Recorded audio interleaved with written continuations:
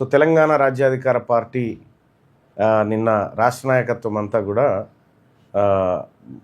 సమ్మక్క సారలమ్మ దర్శనానికి వెళ్ళడం జరిగింది.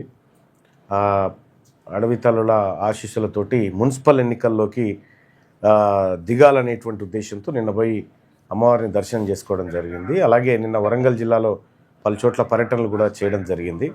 సో మొత్తానికి తెలంగాణ రాజ్యాధికార పార్టీ రాబోయేటువంటి మున్సిపల్ ఎన్నికల్లో బరిలోకి దిగబోతా ఉంది. కత్తెర గుర్తు పైన అభ్యర్థులందరినీ కూడా ఇప్పటికే చూజ్ చేస్తూ ఉన్నాం. ఎవరెవరిని పెట్టాలి ఏందనేటువంటి అంశంలో ఇప్పటికే వివిధ జిల్లాలకు బాధ్యులను కూడా ఏర్పాటు చేయడం జరిగింది. వారి ద్వారా ఎంపిక ప్రక్రియ కూడా జరుగుతూ ఉంది.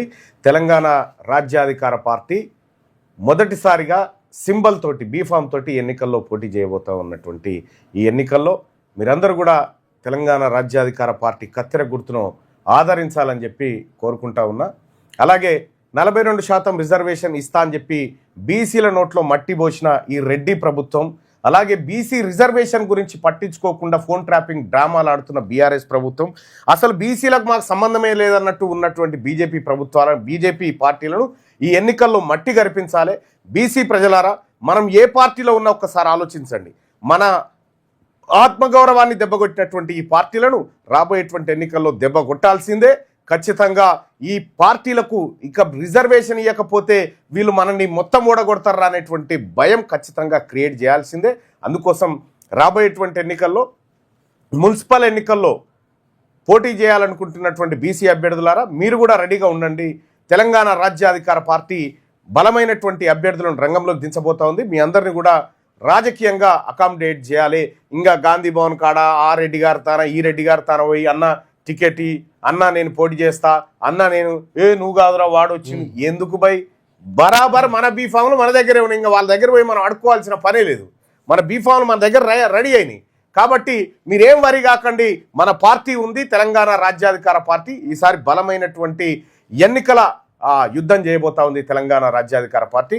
తెలంగాణ రాజ్యాధికార పార్టీలో నిన్న చాలామంది వరంగల్ జిల్లా నుంచి కూడా చేరడం జరిగింది. వాళ్ళందరూ కూడా స్వాగతం పలుకుతూ, సో తెలంగాణ రాజ్యాధికార పార్టీ ఒక నిర్ణయాత్మక శక్తిగా బీసీ యుద్ధంతో ఈ ఎన్నికల్లోకి దిగబోతా ఉంది.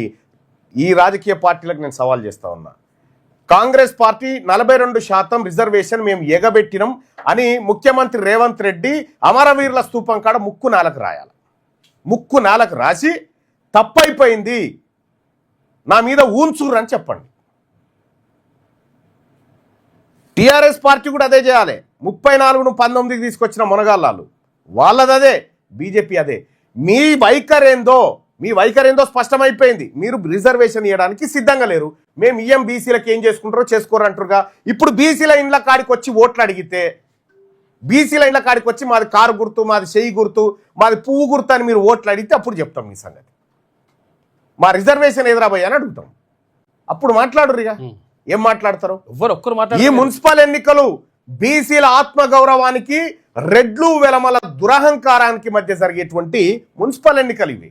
ఖచ్చితంగా ఈ ఎన్నికల్లో ఆత్మగౌరవం నిలబడుతుంది ఖచ్చితంగా. ఆ దిశగా నేనే తిరుగుతా, రాష్ట్రమంతా తిరిగి ప్రచారం చేస్తా. వీళ్ళు చేసినటువంటి దుర్మార్గాలన్నింటినీ ప్రజాక్షేత్రంలో ఎండగడతా.